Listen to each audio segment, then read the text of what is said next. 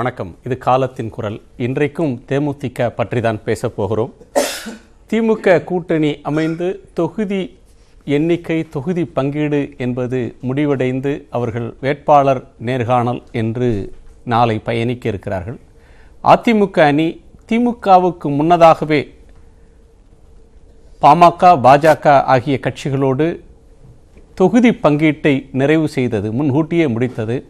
ஆனால் அதற்கு பிறகு பெரிதான முன்னேற்றமில்லை. காரணம், தேமுதிக வரும், தமாக வரும் என்கிற எதிர்பார்ப்பு, அதன் அடிப்படையிலான பேச்சுவார்த்தையில் நீடித்து கொண்டிருக்கிற இழுபறி ஆகியவை என்று சொல்லலாம். அந்த இழுபறி என்பது இன்றைக்கும் நீடித்து கொண்டே இருக்கிறது. ஏனென்றால் தேமுதிகவின் எல்கே சுதீஷ் என்ன சொல்லியிருக்கிறார் என்றால், 2 நாட்களில் எத்தனை தொகுதி, எத்தனை இடம் என்பதை நாங்கள் சொல்வோம். எங்களோடும் மற்றவர்களோடும் கலந்தாலோசிக்காமல் தேமுதிகவுக்கான எண்ணிக்கை, இடங்கள் முடிவு செய்யப்பட்டதுதான் எங்களுக்கு வருத்தம் தருகிறது என்று தன்னுடைய அதிருப்தியை வெளிப்படுத்தியிருக்கிறார். ஒரு கூட்டணியில் இருக்கக்கூடிய இன்னொரு கட்சி, அந்த கட்சியோடு இவர்கள் பயணம் செய்ய வேண்டும், அவர்கள் வாக்கு இவர்களுக்கு வர வேண்டும், இவர்கள் வாக்கு அவர்களுக்கு போக வேண்டும் என்கிற ஒரு நேரத்தில் கூட்டணியில் இருக்கக்கூடிய இன்னொரு கட்சி நடத்தப்பட்ட விதத்தை தேமுதிக கேள்விக்கு உள்ளாக்குகிறது. இதை பாமக எப்படி எடுத்துக்கொள்ளும்? தலைவர்கள் மட்டத்தில் இது சகஜம் என்று எடுத்துக்கொண்டாலும் தொண்டர்கள் மத்தியில் எப்படிப்பட்ட உணர்வை ஏற்படுத்தும் என்கிற கேள்விகள் இருக்கின்றன. ஒரே நேரத்தில் அதிமுகவோடும் திமுகவோடும் பேசியதை அதிமுக எப்படி சகித்துக் கொள்கிறது? பேசியதை வெளியே சொல்லக்கூடாது என்கிற ஒரு நிலைப்பாட்டை ஜெயக்குமார் போன்றவர்கள் எடுப்பது எதனால் என்கிற பல்வேறு அம்சங்களை நாம் இந்த அமர்வில் பேச இருக்கிறோம். நம்மோடு அஇஅதிமுகவின் திரு ஆவடி குமார் அவர்கள், பாட்டாளி மக்கள் கட்சியின் முன்னாள் சட்டமன்ற உறுப்பினர் கணேஷ்குமார் அவர்கள், விடுதலை சிறுத்தைகள் கட்சியின் வழக்கறிஞர் எஸ் பாலாஜி அவர்கள், பத்திரிகையாளர் SP லட்சுமணன் அவர்கள் இணைகிறார்கள். வணக்கம். லட்சுமணன் இருந்தே கேட்கலாம், இன்றைய அரசியல் போக்கு இது எப்படி பார்க்குறீங்க? இந்த தன்மையை ரொம்ப அருவருப்பாக இருக்குன்னு தான் நான் சொல்லணும். என்னென்னா, கூட்டணிகள் அமைக்கிற போது கொள்கைகள் பிரதான இடம் பிடிக்காதுங்கிறது நீங்கள் ராஜாஜி காலத்தில் இருந்தெல்லாம் உதாரணங்களாக சொல்லுவாங்க. ஆனால் இப்போது இந்த மீடியாக்கள் வளர்ந்த, சமூக வலைதளங்கள் வளர்ந்த இந்த 90களிலிருந்தே எடுத்து பார்த்தோன்னா கூட இப்போது இந்த தேர்தலில் நடக்கிற இந்த அருவருப்புகள் நடந்ததே கிடையாது. பல நேரங்களில் பல அணிகள் தாவி பாட்டாளி மக்கள் கட்சி நம்ம கடுமையாக விமர்சிச்சிருக்கிறோம். எல்லாருமே கூட ஒரு தேர்தலுக்கு ஒரு தேர்தல், இன்னொரு அணி அந்த அணின்னு மாறி இருக்கிறாங்கன்னு சொன்னபோது கூட அந்த அணித்தாவல் நடக்கிற நாளுக்கு முன்பாக இன்னொரு அணியோடு என்னவெல்லாம் பேசினாங்க, எங்கே சந்திச்சாங்கன்னு தகவல் வந்ததே கிடையாது. திமுக அணியில் தான் அங்கம் வகிக்க போகிறார்னு சொல்லி தேர்தல் பிரச்சார கூட்டத்தை திருச்சியில் தொடங்குற போது வைகோவுக்காக கட் அவுட்டெல்லாம் வச்ச போது அதே நேரத்தில் ஒரு போயஸ் கார்டனில் நுழைஞ்சார். அப்போ கூட அதுக்கு முதல் நாள் அதிமுகவோட எங்கெல்லாம் சந்திச்சார், யார் அவரை சந்திச்சு கன்வின்ஸ் பண்ணா, என்ன பேசப்பட்டதெல்லாம் வெளியில் வரலை. இப்படி திரைமறைவில் நடந்ததை மக்கள் ஒரு வகையில் அனுமதிச்சாங்க, அல்லது அதை காதில் கேட்கலையேன்ட்டு ஓரளவு நிம்மதியாக இருந்தாங்க. ஆனால் இப்போ மீடியா வளர்ந்ததாலோ என்னவோ, அல்லது மிகப்பெரிய ஆளுமைகள் கட்டுப்பாட்டில் வைக்கிற அளவுக்கான ஆளுமைகள் இல்லாததாலோ என்னவோ, யாரும் யாரையும் மதிக்கிறதில்ல. இதை சொல்லலாமா வேணாமான்னு ஒரு அனுமதி கூட கேட்கறதில்ல. அது சக கூட்டணி கட்சிகளாகட்டும், எதிர்கட்சிகளாகட்டும், என்ன நடக்குதுன்னு போட்டு பொது வழியில் போட்டு உடைக்கிற போதே அந்த அரசியல் நாகரிகம்ங்கிறதே காணாமல் போய். ஜனநாயகத்துக்கு நல்லது தானே இது. நீங்க திரைமறைவுல பேரங்கள் நடக்குது, அது வெளிச்சத்துக்கு வராது. என்ன அதிகாரப்பூர்வமா தலைவர்கள் பேட்டின்னு சொல்றாங்களோ அது மட்டும்தான் பேசு பொருள்ன்றது மாதிரி இப்ப தலைவர்கள் சந்திப்புகள், அவங்க பேசுறது, இதெல்லாமே பொது வெளியில பகிரங்கமாகிறதும் அம்பலமாகிறதும் அதன் மீதான விவாதம் நடக்கிறதும் ஒரு ஜனநாயகத்துல நல்ல விஷயம் தானே. வகையில் ஜனநாயகத்துக்கு நல்லதுன்னு சொல்லுவேன். ஏன்னா பல பேர் இதில் அம்பலப்படுறதுனால அது ஜனநாயகம் தூய்மைப்படும். அந்த ஆங்கிள் நான் ரொம்ப வரவேற்கிறேன். ஆனால் இது மக்களுக்கு ஒரு நல்ல சாய்ஸாக இருக்கும். ஏன்னா இது நாள் வரைக்கும் நீங்கள் சொன்னதையெல்லாம் கொள்கை இல்லை அப்படின்னு சொன்ன போது 2 அணிகளுக்கும் கொள்கைகளை தெரிஞ்சு இருக்கிற கொள்கையில் எந்த கொள்கை நல்ல கொள்கைன்னு தான் இது நாள் வரைக்கும் மக்கள் தேர்ந்தெடுத்தாங்க. ஆனால் இப்போ 2 கொள்கையும் நல்லா இல்லை, 3வது யாராவது வர்றானா, இல்லை 3வது அணியாக யாராவது இருக்கிறானான்னு பார்க்குற சாய்ஸை இந்த தலைவர்களை ஏற்படுத்தி கொடுக்குறாங்க.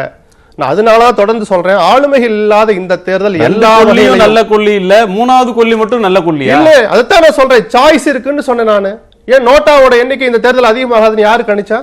யாராவது சொல்ல முடியுமா? மக்கள் வெறுத்து போய் அந்த முடிவு எடுக்கிறான். ஓட்டுப்பதிவே 50% கீழா போகுது, உங்களால மறுக்க முடியுமா? சாய்ஸ் நிறைய இருக்குன்னு சொல்ல வந்தேன் நான். நீங்கள் எத்தனை நாளைக்கு மக்களை ஏமாற்ற முடியும்? அரசியலில் நிரந்தர நண்பனும் இல்லை நிரந்தர எதிரும் இல்லைன்னு சொல்லிக்கிட்டே இருப்பீங்களா? அதை மக்கள் கேட்டுக்கிட்டே இருக்கணுமா? இன்னைக்கு தேமுதிக தெளிவுபடுத்திட்டாங்க, நாங்க பர்சனலா பேச போனோம், நாங்க வந்து கூட்டணிலாம் பேச போகல அப்படின்னு துரைமுருகனை சந்தித்த தேமுதிக நிர்வாகிகள் சொல்றாங்க. இல்ல, ஸ்டாலின் வந்து விஜயகாந்தை சந்திச்ச போது திமுக தரப்புல ஒரு ஸ்ட்ராட்டஜி அல்லது அரசியல் பார்வையாளர் சில பேரோட அதை கருத்தை சொன்னாங்க. ஆனால் அடுத்த நாளே பிரேமலதா போட்டு அதை உடைச்சார். அப்படிப்பட்ட ஒரு கசப்பான அனுபவம் அந்த 2 பேருக்கும் இருக்கிற போது துரைமுருகன் வந்து அரசியல் தெரிஞ்சவங்களுக்கு தெரியும், யாரும் போய் அப்படி கதவு தந்துட்டு உள்ள போய் துரைமுருகனை சந்திக்க முடியாது. இன்னைக்கு துரைமுருகன் கொடுத்த பேட்டியை முழுசா பாத்தீங்கன்னா, என்னிடம் அப்பாயின்மெண்ட் வாங்கிக்கிட்டு தான் வந்தாங்க, யார் மூலமாவெல்லாம் வந்தாங்க, என்னுடைய போன் நம்பர் யாருக்கு போட்டு உடைக்கிறார், அது இயல்பாக நடந்த சந்திப்பு அல்ல. இன்னொன்னு 2 மணிக்கு ஓபிஎஸ் கொடுத்த பேட்டியை நீங்க எடுத்து பாத்தீங்கன்னா பாருங்க, நேற்று மதியானம். ஏன்னா ஒரு நிமிட நிகழ்வுலையும் மக்கள் பாக்குறாங்க, நீங்க மறைக்கலாங்களா காட்டுறீங்களான்னு விஷயமே இல்ல, மக்கள் எல்லாத்தையும் பார்த்துட்டு இருக்கிறான். என்னோடு சுதீஷ் பேசினார், அங்கே வந்துகிட்டு இருக்கிறார் அப்படின்னு ஓபிஎஸ் பேட்டி கொடுக்கிறார். சொல்லிட்டு பத்திரிகையாளர்கிட்ட கொடுத்துட்டு அந்த பேட்டியை முடிச்சோடனே மேடையில் விஜயகாந்த் படத்தை வைக்கிறாங்க. வச்ச அரை மணி நேரத்தில் துரைமுருகன் வீட்டை போய் கதவை தட்டுறாங்கன்னு உள்ள தெரிஞ்சோடனே படத்தை கலட்டுறாங்க. மக்கள் பார்த்துக்கிட்டு இருக்காரு ரெண்டையும். சரி சந்திக்கிறீங்க அண்ணே, நாங்க வந்திருக்கிறது இது பேசதான் வந்திருக்கோம். துரைமுருகன் உடைச்சிட்டார். ஒரு தரப்பு தான் ஒத்துட்டு இருக்காங்க, சுதீஷ் மறுக்கிறார். நான் அதை நம்புறேன், சுதீஷ் பேச்ச நம்புறேன். ஆனால் நீங்க கிளம்புற போது துரைமுருகன் கிட்ட, அண்ணே நாம தனியா சந்திச்சிருக்கிறோம், தனிப்பட்ட முறையில் பேசுறோம், ஒரு முடிவு வர்ற வரைக்கும் இதை வெளியே சொல்லாதீங்க அப்படின்னு அவர்கள் சொல்லி இருந்தால் துரைமுருகன் இன்னைக்கு இப்படி வெளிப்படையா சொல்லியிருக்க மாட்டார். ஆனால் அப்படி சொல்கிற தார்மீக உரிமையை அவங்க இழந்துட்டாங்க. நீங்க என்னைக்கு பிரேமலதாவை வச்சு ஸ்டாலின் பிம்பத்தை உடைத்தீர்களோ, நேத்து நீங்களே வந்து வண்டியில் ஏறணும்னு அவங்க அந்த வாய்ப்பை பயன்படுத்திக்கிட்டாங்க. அரசியலும் பேசப்பட்டதுன்றதுல என்ன பிம்பம் உடையது? இப்போ வந்து பேச வேண்டிய பொருள் அப்படின்றது இன்னைக்கு பகிரங்கமாக அந்த தரப்போடு பேசுகிறோம் அப்படின்னு சொல்றாங்க. கருணாநிதி அவர்களோடு பேசினார் அப்படின்னு தெரிஞ்சா ஜெயலலிதா அவர்கள் ஒருபோதும் கதவு திறக்காது. ஒரே நேரத்தில் 2 பேர்ட்டையும் பேசுறத இன்னைக்கு இருக்கிற தலைவர்கள் எப்படி அனுமதிக்கிறாங்க? கட்சிகள் வந்து பிரதான கட்சிகள், முதன்மை கூட்டணிக்கு தலைமை தாங்குற கட்சிகள் பலவீனம் அடைஞ்சிட்டாங்க. அதனால இந்த மாதிரியான போக்குகளை அவங்களால கண்டெயின் பண்ண முடியல. ஒரு பாயிண்ட் நான் சொல்லிடுறேன், திமுகவோட பேசுறாங்களா அதிமுகவோட பேசுறாங்களான்னு ஒற்றை வரையில் அது முடியல. எந்த சூழ்நிலையும் பிரதமராக விட மாட்டோம் மோடின்னு சொல்ற திமுகவோட போய் பேசுறீங்க. மீண்டும் பிரதமராக மோடியை அமர்த்தியே தீர்வோம், இந்த நாட்டை பாதுகாக்கிறதுக்கு வேற வழியே இல்லைன்னு சொல்ற அதிமுகவோட போய் பேசுறீங்க. எப்படி மக்கள் இதை ரசிப்பாங்க? உங்களுக்கு ஓட்டு போடுறாங்க இல்ல, அதெல்லாம் தனிப்பட்ட விஷயம். குறைஞ்சபட்சமா அரசியலை பார்க்கிற இளைஞர்கள் மிக திரளா ஓட்டு போட போற இந்த தேர்தலில் 2.5 கோடி பேர் ஓட்டு போட போறான். அவன் எல்லாரும் இதை கவனிக்கிறான். அவன் எப்படி பார்ப்பான்னு நான் உங்களை கேட்கிறேன். அவன் இதை ஆராய்வானா மாட்டானா? நீங்க யாரோட பேசிக்க, நீங்க வரும்போது நான் பாத்துக்கிறேன் சொல்ல மாட்டான். நேர் எதிர்கொள்கை உள்ள ஒரே நேரத்தில் ஒரே நாள்ல ஒரே நேரத்தில் பேசுறது நிச்சயமா யாரும் ரசிக்க மாட்டாங்க. ஆனா அதிமுக அதை பெருசா எடுத்துக்கிட்டது மாதிரி தெரியல. அதை வந்து டவுன் பிளே பண்ற ஒரு துணி தான் தம்பிதுரையோட பேச்சில் இருந்தது, ஜெயக்குமார் பேச்சில் இருந்தது. இப்போ வந்து அப்படி பேசுறதும், நீங்க ஏற்கனவே பாமகவோட உடன்பாடு போட்டு அதை அறிவிச்சு ஒரு கூட்டணி மேடையில தோன்றிட்டீங்க. பாமகவோட நீங்க போட்டுக்கிட்ட உடன்படிக்கை தான் எங்களுக்கு இந்த நெருடலுக்கு காரணம், அதை நாங்கள் அப்படி பண்ணியிருக்க கூடாது, எல்லாரையும் வச்சு பேசி எல்லாரையும் வச்சு பகிர்ந்துருக்கணும் அப்படின்றதான் எங்க ஸ்டாண்டு அப்படின்னு இப்ப பகிரங்கமா சொல்றதுன்றது உங்க கூட்டணிக்கு ஏற்கனவே வந்துட்ட கட்சியை சங்கடப்படுத்துற ஒரு விஷயம் இல்லையா? இல்லை, அது அவங்களுடைய பலகீனங்களை மறைக்கிறதுக்காக அவங்க சொல்றாங்க. அவங்க வந்து இது வரைக்கும் கூட்டணியில் பேச்சுவார்த்தையில் தான் இருக்குன்னு அவங்களே சொல்லிட்டு இருக்காங்க. அப்போ எப்படி அவங்கள கலந்து எங்களுடைய முடிவுகள் அவங்களுக்காக காத்திருக்க வேண்டிய அவசியம் இல்லை. எங்களுடைய நடவடிக்கைகள் என்பது தேர்தலை சந்திப்பதற்கு நாங்கள் அனைத்து இந்திய அண்ணா திராவிட முன்னேற்ற கழகத்தின் தலைமையிலான கூட்டணி கட்சிகள் தன்னுடைய பணிகளை தொடங்கிவிட்டன. தேவைப்படுகின்ற போது மற்ற கட்சிகளை இணைத்துக் கொண்டிருக்கிறோம். அது தொடர்ந்து நடந்துகிட்டு இருக்கு. இல்ல, மெகா கூட்டணின்னு வர்ணிச்சாங்க திரு ஓ பன்னீர்செல்வம். இப்ப அந்த மாதிரி ஒரு கூட்டணின்னு ஒண்ணு உருவாகிறதுக்கு இவங்க தடைக்கல்லா இருக்கிறாங்களா? இல்ல, நீங்க மெகா கூட்டணியை அமைக்கின்ற முயற்சியில் ஈடுபட்டிருக்கிறோம், அமைப்போம். அது வந்து ஒரு முடிவு வரல. தேர்தல் அறிவிப்பு வர்றது மட்டும் இல்லை, தேர்தல் வேட்புமனு முடிகிற நாள் வரைக்கும் அந்த கூட்டணி அமைக்கிறதுக்கு வாய்ப்புகள் இருக்கு. அதனால அது வரைக்கும் பேச்சுவார்த்தை என்பது இப்போ நீங்க கூட சொன்னீங்க, மற்ற கட்சிகள்ல எல்லாம் பேசியிருக்காங்க. இன்னும் சின்னம் பிரச்சனை இருக்கு, அதுக்கப்புறம் இடப்பிரச்சனை இருக்கு, இதெல்லாம் வந்து கடைசி வரைக்கும் பேசிட்டு இருப்பாங்க. ஒரு சில இடங்கள் அறிவிச்சிட்டு திருப்பி மாற்றி கூட அறிவிக்கிற வாய்ப்புகள்லாம் இருக்கு. அதனால தேர்தல் நேரங்களில் இது எப்பவுமே நடக்கிறது. இன்னும் கேட்டால் புரட்சி தலைவி அம்மா அவர்கள் இருக்க சொல்லி எல்லா இடங்களுக்கும் வேட்பாளர்கள் அறிவிக்கப்பட்டு அதற்கு பிறகு நீங்க வந்து கூட்டணி அமைச்சிட்டீங்க. அதிமுக, பாமக, பாஜக, என்ஆர் காங்கிரஸ், தமிழகம் கூட்டணி இருக்கு. இல்ல நாங்க வந்து அனைத்து இந்திய அண்ணா திராவிட முன்னேற்ற கழகத்தின் தலைமையில் கூட்டணி அமைத்துக் கொண்டிருக்கிறோம். ஒவ்வொரு கட்சியும் தனித்தனியா பேசி தனித்தனியா தான் அப்படி இருக்கும்போது உங்களோட ஒரு கூட்டணியை உடன்பாடு செய்து ஒரு அணி அமைஞ்சிட்ட பிறகு அதில் இடம்பெற வேண்டும் நினைக்கிற கட்சி ஏற்கனவே இடம்பெற்ற கட்சிகளையும் அவர்களுக்கு வழங்கப்பட்ட இடங்களையும் விமர்சிக்கிறதும் அதுல வந்து மாற்று கருத்தை தெரிவிக்கிறதும் ஒரு நெருடலை ஏற்படுத்தாத நான் வார்த்தையை சரியா பயன்படுத்துறேன். எங்களுடைய நிலைப்பாட்டை நான் சொல்றேன். அதாவது அனைத்து இந்திய அண்ணா திராவிட முன்னேற்ற கழகம் பாட்டாளி மக்கள் கட்சியோடு பேசி உடன்பாட்டுக்கு வந்தது, பாரதிய ஜனதா கட்சியோடு பேசி உடன்பாட்டுக்கு வந்தது. நீங்க பாமகவோடு பேசி உடன்பாட்டுக்கு வந்ததை தேமுதிக விமர்சிக்கும் போது எங்களுக்கு அதிருப்தி இருக்கிறதுன்னு வெளிப்படுத்துறது. நாளை உங்க கூட்டணியில் அவங்க சேர்ந்தாலும் ஏற்கனவே சேர்ந்துட்ட கட்சிக்கும் சங்கடத்தையும் நெருடலையும் ஏற்படுத்தாதா? அது வந்து அவங்களுக்கு அவங்க கேட்ட இடம் அவங்க தரப்படலை அல்லது அவங்க எதிர்பார்ப்பு நிறைவேறலன்ற வருத்தத்தில் அவங்க சொல்றாங்க. அவங்களுடைய டிமாண்டை ரைஸ் பண்றதுக்காக அவங்க பேசுறாங்க. அது வந்து அவங்களுடைய நிலைப்பாடா இருக்கலாம். எங்களை பொறுத்த வரைக்கும் எங்களுக்கு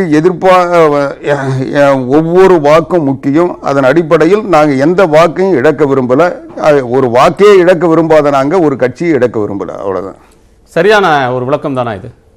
இல்ல, என்னன்னா பாட்டாளி மக்கள் கட்சியை விட ஒரு இடம் குறைந்தால் கூட நாங்கள் ஏற்றுக்க மாட்டோம்னு பொது வெளியிலே போட்டு உடைக்கிற போது நாளைக்கு ஏதோ ஒரு சமரசத்தில் 2 பேரும் ஓரணியில் சேர்ந்தார்கள் என்றால் தேமுதிக போட்டியிடுற இடங்கள்ல பாட்டாளி மக்கள் சொல்ற எந்த அளவுக்கு ஒத்துழைப்பாங்க? ஒன்று. அதே மாதிரி பாட்டாளி மக்கள் கட்சி போடுற இடத்துல தேமுதிக அந்த அளவுக்கு ஒத்துழைப்பாங்க நான் சொல்ல வேண்டியதில்லை. தொடங்கின இடம் வேணா மதுரையா இருக்கலாம்.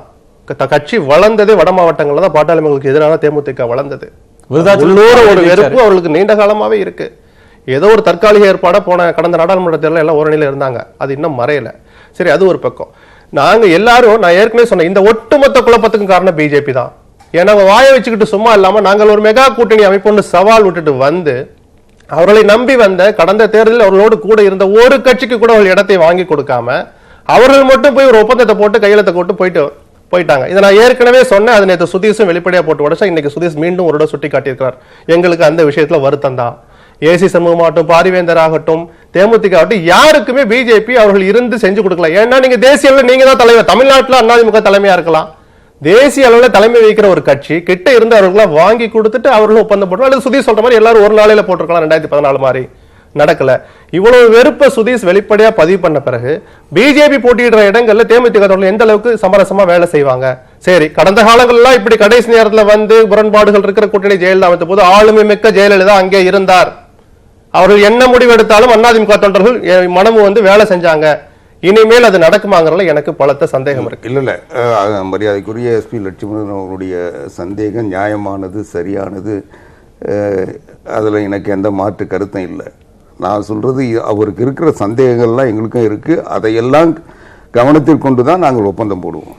கணேஷ்குமார், உங்களை சுத்தியும் இந்த பிரச்சனைகள் இருக்கு. அது வந்து அதிமுகவுக்கும் தேமுதிகவுக்குமான பிரச்சனை, பாஜகவுக்கும் தேமுதிகவுக்குமான பிரச்சனை அப்படி மட்டும் இல்லை. அது ஒரு முக்கோண பிரச்சனை இல்லை. அதுக்கு வெளியில் இருக்கிற நாற்கோணத்தின் மீதும் அது தாக்கம் ஏற்படுத்துது. லட்சுமணன் ஒரு கருத்தை சொல்றார். ஒரு முரண்பட்ட கட்சிகள் கூட்டு சேர்றதுன்றது நடந்திருக்கு, அது ஒன்றும் தவறு இல்லை, அதுக்கு முன்னுதாரணங்கள் இருக்கு.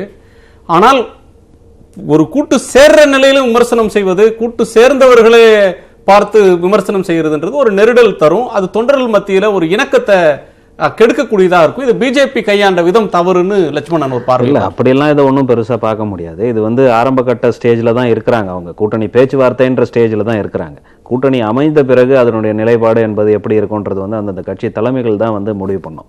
கட்சி தலைமைகளை பொறுத்தவரை இல்லை நான் சொல்லிடுறேன், நான் இந்த சேர்த்துறேன், அதுக்கு சேர்த்துக்கொள்ளுங்க. பிரதமர் நரேந்திர மோடி நேத்திக்கு தேசிய ஜனநாயக கூட்டணியில் அதிமுக தலைமையிலான கூட்டணியினுடைய பிரதமர் வேட்பாளராக நேற்றைக்கு நிறைவுரையாற்றிட்டு போயிட்டார். இப்போ ஒரு பிரதமர் வந்து ஒரு கேம்பெயின் தமிழ்நாட்டுடைய பிரச்சார கூட்டத்தை இது பண்ணும்போது கூட்டணியில் இருக்கிற எல்லா தலைவர்களையும் மேடையில் தோன்றச் செய்து ஒரு பிரம்மாண்டத்தை காட்டுறது தான் அதனுடைய ஏற்பாடாக இருந்தது. இப்போதான் பேசிட்டு இருக்காங்க, மற்றவர்கள் பேசி முடிச்சிட்டாங்க அப்படின்றது ஒரு ஸ்டார்டிங் ட்ரபிளா இருக்காதா? ஸ்டார்டிங் ட்ரபிள்லாம் இதை சொல்ல முடியாது. ஆரம்ப கட்டத்திலேருந்து கூட்டணி நிலைப்பாடுகளே அப்படிதான் நடக்கும். இது இன்னும் முதல் எடுத்துக்காட்டுன்றதுலாம் இல்லை. கடந்த சட்டமன்ற தேர்தல் 2011 பார்த்தீங்கன்னா அதிமுக கூட்டணியில் இதே மாதிரி தான் தேமுதிக நடந்தது. அதிமுக எல்லாத்துலேயும் வேட்பாளர் அறிவிச்சாங்க. அதற்கு பிறகு கூட்டணி முடிவு செய்யப்பட்டு கிட்டத்தட்ட 40 தொகுதிகளுக்கு மேலாக வேட்பாளர்களே மாற்றப்பட்டார்கள். இல்ல ஜெயலலிதா அவர்கள் ஒரு வேட்பாளர் அதுதான் சொல்றேன். நீங்க ஆளுமை இருக்காங்க இல்லன்றதெல்லாம் வந்து நம்ம இப்ப முடிவு பண்ணக்கூடிய விஷயமே கிடையாது. அது முக்கியமான விஷயம் இல்லையா? முதலமைச்சர் இருக்கிறாரு, அரசாங்கம் நடக்குது, அந்த கட்சி நடைபெற்று தான் இருக்குது. அந்த கட்சியில இருந்து யார் வெளியில போயிட்டா? அந்த கட்சி தொண்டர்கள் யார் வெளியில போயிட்டா? அதுதான் சொல்றேன். ஒரு கட்சி ஆளுமைன்றது வந்து நீங்களும் நானும் யாரு? அதுதான் சொல்றேன் இல்லையா? அதை தாண்டி அமைச்சர்கள் போயிடுச்சு, ஆட்சி இவங்க நீக்கி இருக்காங்க. அதான் சொல்றேன் இல்லைங்களா? இது எல்லாமே நீங்க எப்படி முடிவு பண்றீங்க? இது எல்லாமே தேர்தல் தான் முடிவு பண்ணும். அதற்காக கூட்டணி பேச்சுவார்த்தைகள் கூட்டணி தான் அமையுது. இப்ப நாங்களே கூட கடந்த நாடாளுமன்ற தேர்தலுக்கு முன்னாடி வரை தேமுதிக எதிரான நிலையில தான் இருந்தோம். ஆனா தேமுதிக கூட கூட்டணி வச்சு நாங்க போட்டிட்டோம். தருமபுரியில எங்களுக்கு நல்லா தான் வேலை செஞ்சாங்க, நாங்களும் அவங்களுக்கு நல்லா தான் வேலை செஞ்சோம். எங்களுடைய வெற்றி என்பது சொல்லும்போது எல்லா இடத்துலையும் எல்லாரும் ஒன்னா சேர்ந்து தான் வேலை செஞ்சாங்க. வேலை செய்யலன்ற குறைபாடெல்லாம் சொல்லவே முடியாது. ஆரணி நாடாளுமன்ற தொகுதியில் ஏகே மூர்த்தி அவர்கள் போட்டியிடும் போது மிக அருமையாக வேலை செஞ்சாங்க தேமுதிக. வரலாற்றுல ஒரு பகுதியை பதிவு செய்றீங்க, அதுக்கு அடுத்த பகுதி நாங்க வந்து முரண்பட்டு இருந்தோம், விமர்சிச்சோம், கூட்டு சேர்ந்தோம், ஒன்றா வேலை செஞ்சோம் இல்லைங்களா? வெற்றி பெற்றோன்றீங்க. அவங்க வெற்றி பெறல. தேர்தலுக்கு பிறகு அவங்க என்ன சொன்னாங்க? அதுக்கு பிறகு வரலாறு இருக்கு. 2014 தேர்தல் சொல்றேன், வாக்குப்பதிவோட முடியல. நான் அதுதான் சொல்றேன். தேர்தல் கூட்டணி என்பது தேர்தல் ஆரம்பிச்சு கூட்டணி பங்கீடு இதுதான் வரலாறா இருந்துகிட்டு இருக்குது. அதற்கு பிறகு யாரும் அவங்களோட நிலைப்பாடை தொடர்வதாக சரித்திரமே கிடையாது. மரியாதைக்குரிய ஐயா சொல்லும்போது கூட கொள்கைகளை பார்த்து ஓட்டு போட்டாங்க அப்படின்னு சொன்னாங்க. கொள்கைகளை பார்த்து ஓட்டு போட்டதாக சொல்றது இல்ல. நெருடல் அப்படின்ற ஒரு அம்சத்துல அவர் சொன்ன பாயிண்ட்டுக்கு நான் வரல. நான் என்ன கேட்கிறேன்னா, தேர்தல் முடிந்து எங்களுக்கு அவங்க ஓட்டு போடல, நாங்க இந்த கூட்டணியை முறிச்சுக்கிறோம் அப்படின்னு சொல்லி பாஜக தேமுதிக கூட்டணி முறியல, மதிமுக தேமுதிக கூட்டணி முறியல, மாறாக கசப்பு அப்படின்றது வெளிப்பட்டது பாமகவுக்கும் தேமுதிகவுக்கும். குறிப்பாக வெளிப்படுத்தணும் தேமுதிக. நீங்க அப்படி பாத்தீங்கன்னா பாட்டாளி மக்கள் கட்சி கூட்டணியில இருந்து பிஜேபி கூட்டணியில தான் செஞ்சாங்க. அவங்களோட செயல்பாடுகள் இடையில திருப்தி இல்லாத போது நாங்களே தான் அவங்களை விமர்சனம் பண்ணோம். நாங்க இல்லன்னு சொல்லல. அதுதான் சொல்றது, தேர்தல் வெற்றிக்கு பிறகு நடைபெறக்கூடிய சூழ்நிலைகள் உங்க விமர்சனத்தை சொல்லல, பொதுவாகவே சொல்ல. அது எங்க விமர்சனம் தான் எல்லாருக்குமே பொருந்தும். கொள்கைக்கு ரீதியாக ஓட்டு போடுற மக்கள் சொல்றது வேற. தேர்தல் நெருக்கத்தில், தேர்தல் காலகட்டத்தில் நாளை காலை தேர்தல் தேதி அறிவிக்கப்படலான்ற நேரத்துல இப்ப வெளிப்படுற இந்த மாதிரியான விமர்சனங்கள் தான் இப்ப நம்ம பேசுறோம். இன்னும் காலம் இருக்கு. நீங்க இன்னும் தேர்தல் தேதி அறிவிக்கப்படல. தேர்தல் தேதி அறிவிக்கப்பட்டு பிரச்சார காலங்கள் இருக்கு, இன்னும் எவ்வளவு இருக்கு. அது வரட்டும், எல்லா யூகங்கள் தானே. நாளைக்கு அறிவிச்சா சந்தோஷம். அதற்கு பிறகு நடைபெற இடத்துல இதோ இன்னொரு விவாதம் வைப்போம், எப்படி களப்பணி ஆட்டுறாங்கன்ற அது ஒரு விவாதத்துல நம்ம பேசுவோம். அதெல்லாம் எந்த ஒரு கூட்டணின்னு வந்த பிறகு கூட்டணி தர்மத்தை மதிக்கின்ற கட்சிகளாக தான் எல்லா கட்சிகளும் இதுவரைக்கும் இருந்துகிட்டு இருக்காங்க. கூட்டணி அமைந்த பிறகு அந்த கூட்டணி வீழ வேண்டும் என்று யாருமே இது வரைக்கும் வேலை செய்ய மாட்டாங்க. கூட்டணி அமைக்கிற வரைக்கும் அவங்களோட கசப்புணர்வுகள் எல்லாமே இருக்கும், தொகுதி அதிகமாக வாங்கறதுக்கான பேச்சுவார்த்தைகள் இருக்கும். கூட்டணி அமைந்த பிறகு கூட்டணி தர்மம் என்ற நிலைப்பாடுல அரசியல் கட்சிகள் தெளிவா இருக்கும். மரியாதைக்குரிய ஐயா அவர்கள் சொல்லும்போது கொள்கைக்கு ஓட்டு போட்டா நல்லா இருக்கும், நாங்கள் அதை தான் எதிர்பார்த்தோம். கடந்த 8 ஆண்டு காலமா அதை முன்னிறுத்தி தான் நாங்க வந்து அரசியலே முன்னெடுத்தோம். நாங்க கொள்கைகள், நல்ல கொள்கைகள், நல்ல திட்டங்கள் வைத்தெல்லாம் நாங்கள் வந்து பிரச்சாரங்கள் எங்களுடைய எல்லா விதமாக நீங்களாம் கூட பாராட்டினீங்க எல்லாருமே. ஆனால் ஓட்டாக அது மாறவில்லை. அப்படிதான் இருக்குது சூழ்நிலை. மக்களுக்கு வந்து ஆண்டு கணக்கு என்ன? 2014 கூட்டணியில் இருந்தீங்க, நீங்க கூட்டணி இல்லாம போட்டிட்டது போன வருஷ தேர்தல், 2 வருஷத்துக்கு முந்தின மாற்று அணி திமுக அண்ணா திமுக மாற்று அணியை நாங்க 2014 நாங்க வந்து ஆரம்பிச்சோம். அதற்கு முன்னாடி எங்களுடைய திட்டங்கள் 14 ஆரம்பிச்சீங்கனாலும் 4.5 வருஷம் தான். 8 ஆண்டு எங்க இருந்து வருது கணக்கு? 2011 பிறகு நாங்க வந்து எங்களோட நிலைப்பாடை மாத்தி தான் நாங்க வந்து தேர்தல் அரசியலையே நாங்க முன்னெடுத்து வந்தோம். 2011 சட்டமன்ற தேர்தலுக்கு பிறகு எங்களோட நிலைப்பாடை மாற்றி எங்களோட மக்கள் மனதை வெல்றதுன்றது ஒரு போர்னுடைய நீண்ட கால சொல்றேன். அதை தான் நாங்க சொல்றேன். நீண்ட தேர்தல் தோல்வியை வச்சு நான் இல்ல எங்களை ஒரு தேர்தல் அதான் சொல்றேன் வந்தோம், நீங்க நிராகரிச்சிட்டீங்க, அதனால நாங்க பழைய இடத்துக்கே போறோம். நாங்க பழைய இடத்துக்கு போறோம்னே நாங்க சொல்லல. இன்னைக்கும் எங்களுடைய கொள்கையில நாங்க சரியா இருக்கிறோம், எங்களுடைய செயல்பாடுகள்ல நாங்க சரியா இருக்கிறோம். இன்னைக்கு நாங்க கூட்டணி வச்ச உடனே எல்லாரும் சொன்னாங்க உங்களோட எங்க போச்சு கொள்கை எங்க போச்சுன்னு. நேற்று நடந்த கூட்டத்தில் மருத்துவர் ஐயா அவர்கள் எவ்வளவு தெளிவாக எல்லாத்தையும் சொன்னாரு. நீங்க கேட்டீங்க, பதில் வந்துச்சு. வரும். எங்களுக்கு தேர்தலுக்கு பிறகு எங்களுடைய நிலைமை அழுத்தம் கொடுக்கக்கூடிய இடத்துல இருக்கும்போது அதுக்கான பதில் வரும். எனக்கு கண்டிப்பா எங்களுடைய வலிமை இல்லாததான் அது காரணம். அரசியல் அதிகாரம் இல்லாததான் எங்களுக்கு காரணம். அரசியல் வலிமை இல்லாததான் அதுக்கு காரணம். அதுதான் நேற்றைய நிலைமையில் கூட எங்களுடைய உரிமைகளை இதே உரிமைகளை நிபந்தனை வைக்கல, கோரிக்கை தான் வைக்கிறீங்க. கோரிக்கை 4 வருஷமா என்ன கோரிக்கை வச்சீங்களோ அதே கோரிக்கை. அதாவது ஒரு சின்ன உதாரணம் நான் சொல்றேன் உங்களுக்கு. இப்ப நீட் தேர்வு விலக்கு வேணும் நம்ம கேட்கிறோம். நீட் தேர்வு விலக்கு என்பது வந்து தமிழகத்துல வந்து நுழைவுத் தேர்வு 84 இருந்து இருந்துச்சு. 2006 நாங்க அரசியல் வலிமை பெற்று இருக்கும் பொழுது கலைஞர் அவர்களை வலியுறுத்தி 2006 அதுக்கு முன்னாடி வந்து ஒரு அரசாணை போட்டு கொண்டு வரதுக்கான முயற்சிகள் மேற்கொள்ளப்பட்டது. அதற்கு பிறகுதான் சட்டமன்றத்தில் தீர்மானம் நிறைவேற்றி வந்த உடனே நாங்க வந்து மத்தியில சுகாதாரத்துறை அமைச்சராக இருந்தோம். அப்ப மருத்துவத்திற்கு அந்த தீர்மானத்தில் கையெழுத்து போட்டு உடனடியாக பிரசிடென்ட்டுக்கு பரிந்துரை செய்தவர் மருத்துவர் அன்புமணி ராமதாஸ். அன்னைக்கு எங்ககிட்ட பவர் இருந்தது, வலிமை இருந்து செய்ய முடிஞ்சது. இன்னைக்கு நீட் தேர்வு வேண்டாம் நாங்க போராடுறோம். இன்னைக்கும் அதை ஒரு கோரிக்கையா நாங்க வச்சிருக்கிறோம். எங்களுடைய வலிமையும் அழுத்தம் தரக்கூடிய இடத்துல நாங்க இருக்கும் பொழுது அதை வென்றெடுப்போம்ன்றதான் எங்களுடைய எண்ணம். இதுதான் நாங்க கோரிக்கையா கூட்டணி பேசும்போது அவங்க கிட்ட வச்சோம். உண்மைதாங்க, ரெண்டாவது சேர்ந்து செய்யலாம் வாங்க அப்படின்னு எங்களுக்குள்ள ஒரு இணக்கம் ஏற்பட்டது. அந்த இணக்கத்தின் அடிப்படையில் நாங்க செயல்படுறோம். 96 ரத்து ஆயிடுச்சுங்க. இல்ல 2006 தான் சட்ட ரீதியாக ரத்தாச்சு. நான் விசிகேவை கேட்கணும். மெகா கூட்டணி அப்படின்ற ஒன்றை அமைக்கணும்னு அதிமுக முயற்சிக்குது. அந்த முயற்சியை எப்படியாவது சிதைக்கணும் அப்படின்ற எண்ணத்தோட திமுக துரைமுருகனுடைய பேட்டி அப்படின்றது அந்த சிதைக்கும் எண்ணமா? இல்லை, நீங்கள் அதை அப்படி பார்க்க முடியாது. நீங்கள் இப்போ நம்ம தேமுதிகவை பற்றி நம்ம பேசிகிட்டு இருக்கும்பொழுது இங்கே அண்ணன் குமார் அவர்களும் சொன்னார், தோழரும் சொன்னார். என்னென்னா இந்த தேர்தல் மட்டும் இல்லை, இதற்கு முன்பு நடைபெற்ற சட்டமன்ற தேர்தல், அதற்கு முன்பு நடைபெற்ற சட்டமன்ற தேர்தல், ஒவ்வொரு தேர்தலுமே வந்து அவர்களுடைய அணுகுமுறையே வந்து எப்படி இருக்குன்னா, இந்த பேரம் பேசுவதில், அதாவது தொகுதி தொடர்பான பேச்சுவார்த்தை நடத்துவதில் வந்து அவங்களுடைய நிலைப்பாடு வந்து ஒரே மாதிரியான நிலைப்பாடு தான் இருக்குது. அது இந்த முறை வந்து ரொம்ப அப்பட்டமாக வெளிப்பட்டிருக்கு. அதுதான் வந்து இன்றைக்கு துரைமுருகனுடைய பேட்டி வந்து வெளிக்கொண்டு வந்திருக்கிறது. கட்சியும் பேசுறாங்க, அதுதான் சொல்ல வரேன். நீங்க ஒரு டிரான்சிஷன், ஒரு அலையன்ஸ் வந்து ஃபார்ம் ஆகுறது, ஒரு இயக்கம், ஒரு கூட்டணி வேற ஒரு கூட்டணிக்கு போறதுன்றது ஒரு டிரான்சிஷன், ஒரு இது இருக்கும், அதற்கான ஒரு புள்ளிகள் இருக்கும். நம்ம ஏற்கனவே சொல்லிட்டு இருக்க மாதிரி 67 இருந்து கூட்டணிகள் வந்து முரண்பட்ட கொள்கைகள் கொண்டவர்கள்லாம் கூட்டணி வைத்தார்கள் என்று சொன்னாலும் கூட, இப்போ ஒரு கட்சிக்கு ஆதரவு நிலையில் இருக்கும்பொழுது, அந்த கட்சி ஆட்சியில் இருக்கும்பொழுது கொண்டு வரக்கூடிய ஒரு சில திட்டங்களோ அல்லது வந்து நிலைப்பாடுகளோ வந்து எதிர்த்து ஒரு டிரான்சிஷன், ஒரு இது இருக்கும், ஒரு அணி மாற்றம் வந்து ஒரு டிரான்சிஷன் இருக்கும். இப்போ எங்க கூட்டணியில், திமுக கூட்டணியில் பார்த்தீங்கன்னா தொடர்ந்து கடந்த 2 ஆண்டு காலமா இருக்கக்கூடிய கட்சிகள் தான் இன்றைக்கு அந்த கூட்டணியில் இருக்கு. பல்வேறு மக்கள் பிரச்சனைகள்ல வந்து ஒன்றாக இணைந்து போராடிய கட்சிகள் தான் இருக்கு.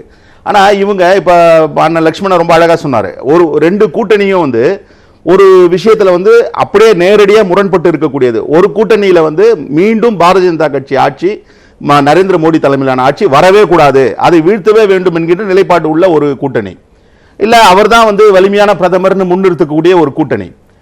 நீங்க முரண்கள் இல்லாம இருக்க முடியாது ஒரு கூட்டணியில. ஆனா எது வந்து பிரைமரி முரண், ஒரு அடிப்படையா இருக்கக்கூடிய முரண் எது என்பதே தெரியாம, ஒரு எந்தவித கிளாரிட்டியும் இல்லாம அரசியல் கட்சிகள் வந்து தேர்தலுக்கு வந்து பணியாற்றுவது வேற. பிரதமர் வேட்பாளர் இந்தியாவை பாதுகாக்கிறதுக்கு இவர் தான் அப்படின்னு சொல்றாரு அதிமுகல.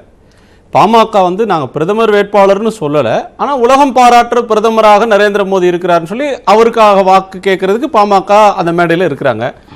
பிரதமராக நரேந்திர மோடியை மீண்டும் கொண்டு வர்றதுக்காக அவங்க வேலை செய்யறாங்க, அவர் வரக்கூடாதுன்னு நீங்க வேலை செய்றீங்க. இதுல பிரைமரி முரண்பாடுன்றது என்ன? இல்ல, இப்ப தேமுதிகவை சொல்றேன், இப்ப இந்த 2 முரண்பட்ட கூட்டணிகளோடும் ஒரே நேரத்தில் வந்து பேசுவது என்பது, அப்ப அவங்களுக்கு வந்து ஒரு கிளாரிட்டி இல்ல, என்ன அவங்களுடைய நிலைப்பாடு என்பது தெரியாத அளவுல தான் வந்து அவங்க கொண்டு போறாங்கன்றது தான் அதுல இருக்கக்கூடியது. அப்போ அவங்க எக்ஸ்போஸ் ஆகுறாங்க.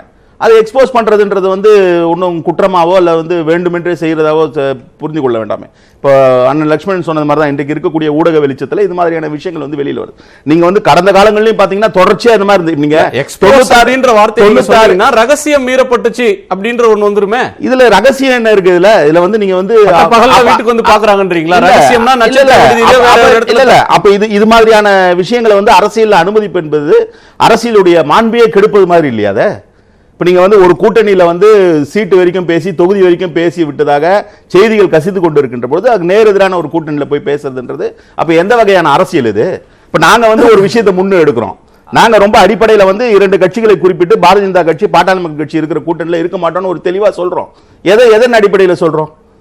கருத்தியல் ரீதியாக, கொள்கை ரீதியாக எங்களுக்கு வந்து அவங்க முரண்படுறாங்கன்றத ரொம்ப வெளிப்படையா சொல்றோம். அவங்க இருக்கிற இடத்துல நாங்க இருக்க மாட்டோம்னு சொல்றோம். நீங்க இப்ப திமுக வந்து தேமுதிகவை வேணான்னு சொன்னது கொள்கை முரணின் அடிப்படையில் இல்ல. இல்ல, அதுதான் சொல்ல வரேன். நரேந்திர மோடியை பிரதமராக்கிறதுக்கு ட்ரை பண்ணீங்க, இப்ப எப்படி திடீர்னு எங்களோட வர்றீங்கன்னு இல்ல. ஐஜேகே அப்படி வந்தப்ப அதை பெருந்தன்மையா ஏத்துக்கிட்டாங்க. அந்த இடத்துல எல்லாம் கொள்கை முரண் உங்களுக்கு ஒண்ணும் இல்ல. இப்ப துரைமுருகன் சொன்னது என்ன, லேட்டா வந்துட்டீங்கப்பா, குதிரை போன பிறகு லாயத்தை பூட்ட வந்திருக்கீங்க, சீட் இல்ல, போயிட்டு வாங்கன்னு சொல்றாரு. இல்ல, இப்ப அவர் சொன்னது ஒரு புறம். இப்ப நீங்க வந்து இவங்களோட நிலைப்பாடை எப்படி நீங்க வந்து கணக்கில் எடுத்துக்க போறீங்க?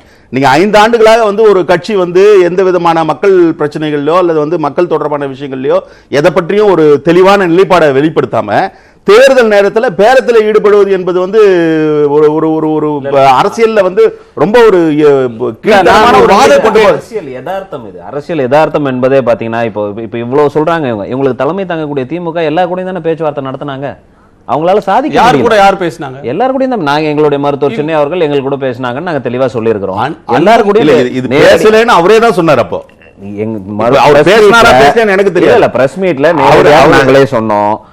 இது வந்து யதார்த்தம். இதுல வந்து இது பேசுற நம்ம விவாதத்திலேயே அதை மறுத்து ஒரு நாள் பேசுறாங்க. நீங்க ரெண்டு பேரும் பேசணும்னு சொன்னதா மறுத்து பேசுறாரு. அன்புமணி சொன்னாரே தவிர ஸ்டாலின் வந்து எங்கள்கிட்ட பாமக பேசினது எங்களால அதாச்சு இதாச்சுன்னு சொல்லி அவங்க எந்த இடத்துலயும் அவங்களே சொல்லவே இல்லைன்னு சொன்னாங்களே. அவர் சொன்னது தவறாக புரிஞ்சுக்கொள்ளப்பட்டது. ராமதாஸோட அறிக்கையில அன்புமணி சொன்னது தவறாக புரிஞ்சுக்கொள்ளப்பட்டது. நாங்க இந்த ஆப்ஷனா அந்த ஆப்ஷனா யோசிச்சப்ப இத சீர்தூக்கி பார்த்ததுல இல்ல நீங்க பிரஸ் மீட்லயே நல்லாவே இருக்கும். டாக்டரோட அறிக்கை பாருங்க. அதிமுகவோட சேர்ந்தவங்க கொடுத்த 3 பக்க அறிக்கையில அதுக்கு பிறகு நடந்த பிரஸ் மீட்ல மருத்துவர் அன்புமணி ராமதாஸ் தெளிவாகவே உங்களுக்கு சொன்னாரு.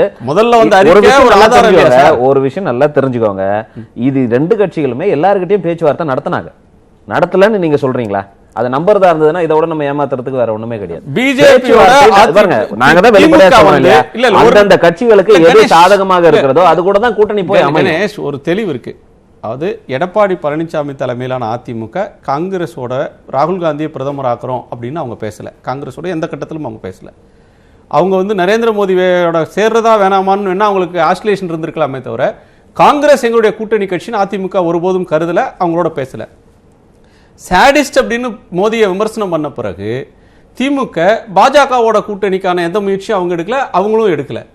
இது வந்து crystal clear. 2 prime minister candidates, 2 primary parties, இவங்க 2 பேருக்குள்ள எந்த ஒரு குழப்பம் முரண்பாடுன்னு சொல்ல முடியாது. மற்றவங்கன்னா இங்க அதிகம் கிடைக்குமா அங்க அதிகம் கிடைக்குமா, இவர்கள் வந்தா நல்லா இருக்குமா அவங்க வந்தா, மைனர் பார்ட்டிஸ் சின்ன கட்சிகள் அவங்கள வந்து இவங்க எப்படி என்டர்டெயின் பண்ணாங்க. நான் பாலாஜிட்ட கேட்கணும் இன்னொரு முக்கியமான கேள்வி இருக்கு. 5 வருஷமா எந்த இயக்கமும் நடத்தல, மக்கள் பிரச்சனைகள்ல கருத்து சொல்லல, அவங்களுக்கெல்லாம் திடீர் முக்கியத்துவம் வருது அப்படின்னு சொல்றீங்க. காங்கிரஸ் தமிழ்நாட்டில் கடந்த 5 வருஷத்துல என்ன மக்கள் பிரச்சனையை எடுத்து எந்த வீதியில என்ன போராட்டம் நடத்தினாங்க?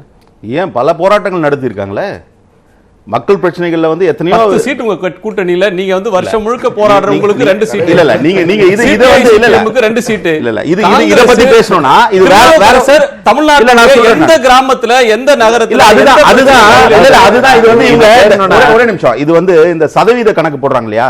நீங்க பர்கூர் வந்து அண்ணனுக்கு தெரியும். பர்கூர் 91ல அந்த அம்மாக்கு எப்படி தேர்ந்தெடுக்கப்பட்டது? காங்கேயத்துல இருந்து வெற்றி வாய்ப்பு குறைவா இருக்கும் பர்கூர் வந்து அன்றைக்கு முத்துசாமி தேர்ந்தெடுத்து கொடுக்கிறது எப்படின்னா 80 தேர்தல்ல மிக அதிக அளவுல அதிமுகவுக்கு எதிர்ப்பான ஒரு அலை நாடாளுமன்ற தேர்தல் எடுத்த பொழுது அதிக வாக்குகள் பெற்ற தொகுதி பர்கூர்னு தேர்ந்தெடுத்து கொடுக்குறாங்க. அதே பர்கூர்ல தான் அந்த அம்மா தோக்குறாங்க 96ல. அப்போ நீங்க வந்து தேர்தல் வந்து ஒவ்வொரு தேர்தலுடைய நிலைப்பாடும் ஒவ்வொரு நிலையில தான் வந்து தேர்தல் நடக்குது. நீங்க இந்த வாக்கு சதவீதம் ஒண்ணு வச்சு அதை வந்து ஒரு கைட்லைன் மாதிரி வச்சுட்டு செய்யக்கூடிய இந்த தேர்தல் ஒதுக்கீடு என்பதே ஒரு மாயை தான். அது வந்து ஒரு தேர்தல் வந்து அடுத்த தேர்தலோட ஒப்பிட்டே பார்க்க முடியாது. ஒரு தேர்தலில் 2 லட்சம் வாக்குல ஒரு தொகுதியில ஒரு நாடாளுமன்ற தொகுதியில ஜெயிக்கிற கட்சி அடுத்த தேர்தலில் வந்து நீங்க 98 பார்லிமெண்ட்ல மிக குறைந்த வாக்குல சந்திரகுமார் வேணுகோபால் அவரே அடுத்த தேர்தலில் மிக அதிக வாக்குல தமிழ்நாட்டில் ஜெயிக்கிற அதே கட்சி வந்து திருப்பத்தூர்ல. நான் சந்திரகுமார்ட்ட பேசணும். சந்திரகுமார் இதுல வந்து உங்களோட பழைய கட்சி தேமுதிக அவங்களுடைய காய் நகர்த்தல்கள்லாம் எப்படி இருக்குன்னு மற்றவங்க எல்லாம் பார்வையாளராக தான் சொல்ல முடியும். உங்களுக்கு ஃபர்ஸ்ட் ஹேண்ட் எக்ஸ்பீரியன்ஸே இருக்கலாம். அது பிரேமலதா வந்து ஸ்டாலின் அவர்கள் போய் பார்த்துட்டு விஜயகாந்த் அவர்களை பார்த்து விட்டு சொல்றப்ப நான் உடல்நலம் விசாரிக்க வந்தேன் அப்படின்னு சொன்னதோட நிறுத்தினத பிரேமலதா அரசியலும் பேசப்பட்டதுன்னு சொன்னாரு. ஒரு அரசியல்ல காக்க வேண்டிய ஒரு ரகசியத்தை அவர் காக்க தவறியதால் ஒரு வரம்பை மீறினதுனால அதுக்கு கண்ணுக்கு கண் பல்லுக்கு பல் அப்படின்னு துரைமுருகனை வச்சு இதை வந்து அம்பலப்படுத்திட்டீங்க. திமுக கணக்கு தீர்த்து கொண்டது அப்படின்னு ஒரு கருத்து இருக்கு. அது சரியா? இன்னொன்னு, அதிமுகவோட கூட்டணி பேசுறதை விட பிஜேபியோட கூட்டணி பேசுறது தான் கம்ஃபர்டபுளா தேமுதிக நினைக்கிறது மாதிரி தெரியுது. இதுவரையிலும் அதிமுக பாமகவோட பேசிச்சு, அதிமுக பிஜேபியோட பேசினாங்க. ஆனால் தேமுதிக வந்து பியூஷ் கோயலை போய் பார்க்குறாங்களே தவிர அதிமுக தலைமை அலுவலகத்துக்கு வந்து பேசலை. இது எதை காட்டுது?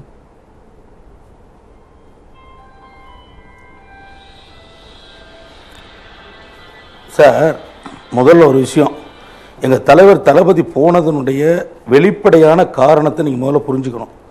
கேப்டனுடைய உடல்நிலையை பற்றி இன்னும் கொஞ்சம் அதிகப்படியான தகவலை அவர்கிட்ட சொன்னதனுடைய அடிப்படையில் அது சொல்லுகின்ற பொழுது நமக்கு எதிராக இருக்கின்ற முதலமைச்சராக இருந்த ஜெயலலிதா அவர்களையே போய் நீங்கள் மருத்துவமனையில் பார்த்துட்டு வந்துட்டீங்க, இவரை போய் பார்ப்பதில் நமக்கு எந்த சிக்கலும் இல்லை அப்படின்னு சொல்லி சொன்னதனுடைய அடிப்படையில், அவரை சுற்றி இருக்கின்ற நிர்வாகிகள் சொன்னதனுடைய அடிப்படையில் தான் போய் கேப்டனை பார்க்க போனார். ஃபர்ஸ்ட் பாயிண்ட் அதுதான். அதன் பிறகு பார்த்துட்டு அவர் வெளியே வந்த பிறகு பத்திரிகையாளர் கேட்கின்ற பொழுது தெல்ல தெளிவாக சொன்னார், நான் வந்து மனிதாபிமான அடிப்படையில் தான் அவரை பார்க்க வந்தேன் ஒழிய வேறு எந்த அரசியல் நோக்கமும் இல்லைன்னு சொல்லிட்டு வந்துட்டார்.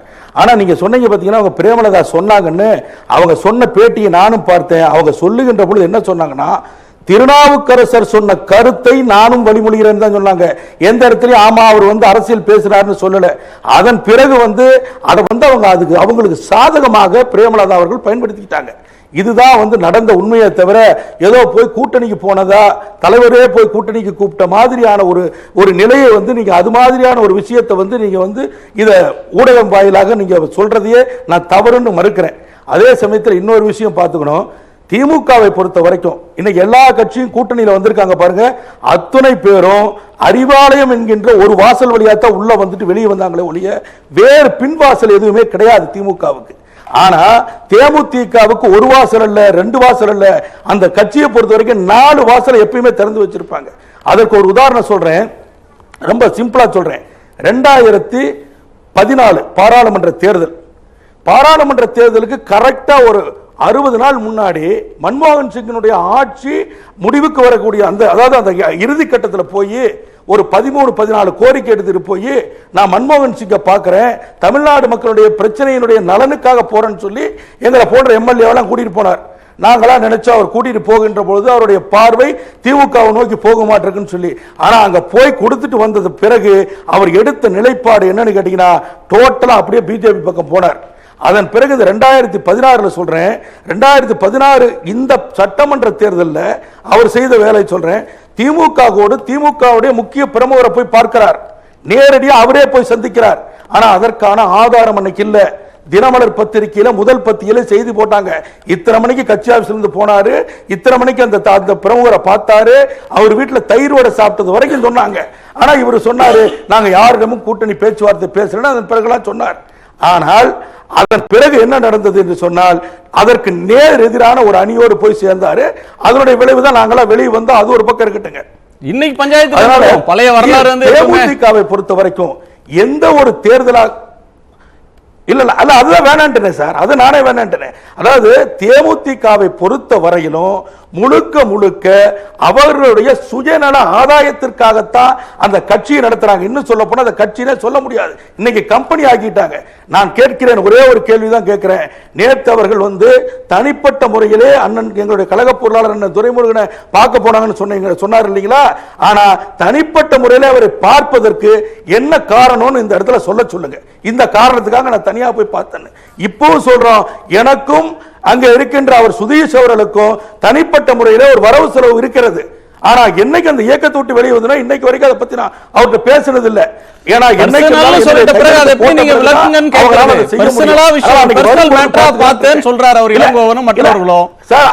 முருகேசன் சொல்றது பர்சனல் விஷயம் பேசணும்ன்றாரு. அதைத்தான் சார் சார் ஒரே விஷயங்க. இன்னைக்கு நான் சொல்றேங்க, இவங்க பர்சனலா இல்ல, ஓப்பனா சொல்லட்டுங்களா?